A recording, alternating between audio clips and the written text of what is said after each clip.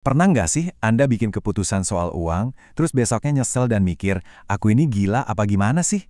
Nah, di pembahasan kali ini, kita bakal kupas tuntas kenapa jawaban untuk pertanyaan itu hampir selalu enggak.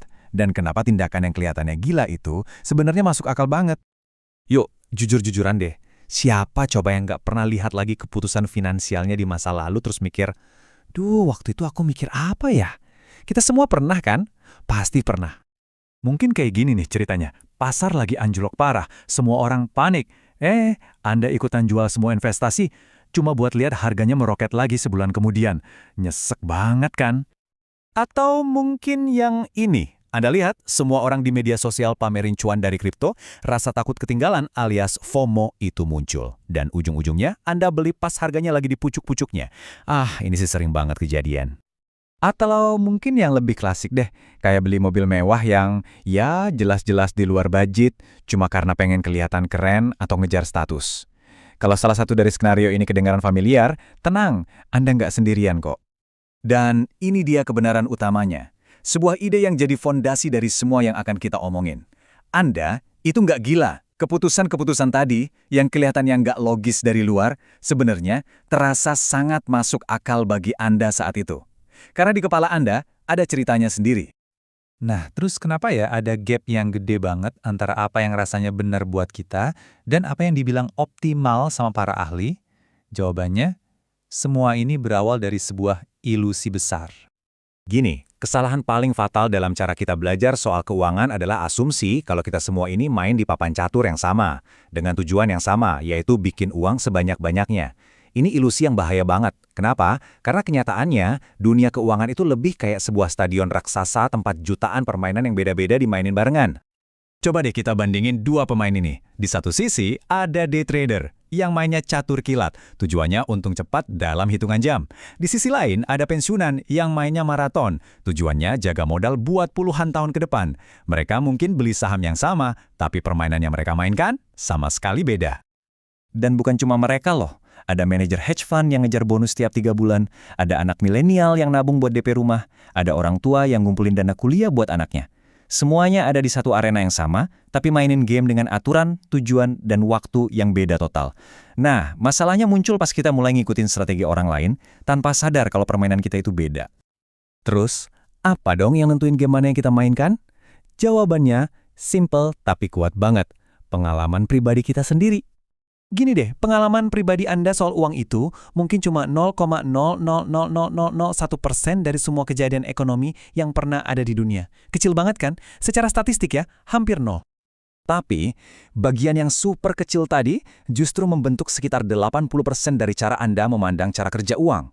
Apa yang Anda alamin langsung itu jauh-jauh lebih nancap di kepala daripada data 100 tahun manapun. Rasa takut pas rugi itu nyata. Rasa nyesel itu nyata.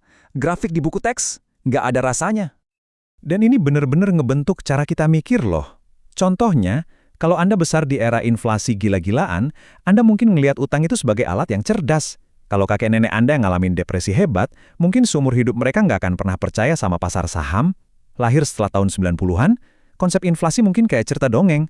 Nggak ada yang salah di sini. Semuanya itu cuma respons yang wajar terhadap pengalaman yang beda-beda. Oke, jadi sadar kalau kita semua mainin game yang beda-beda, itu adalah langkah pertama yang melegakan banget.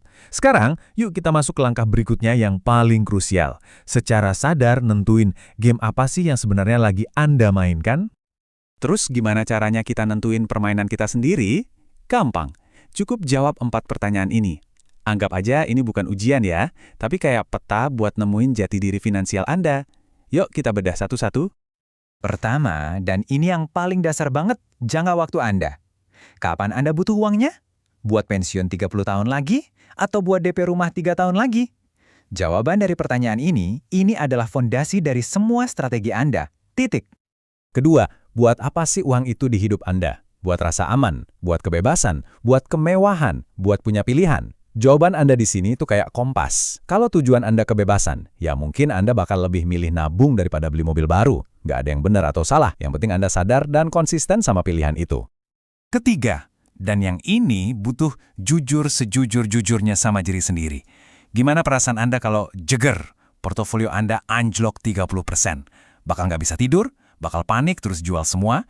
Ingat ya, poin kuncinya tuh ini.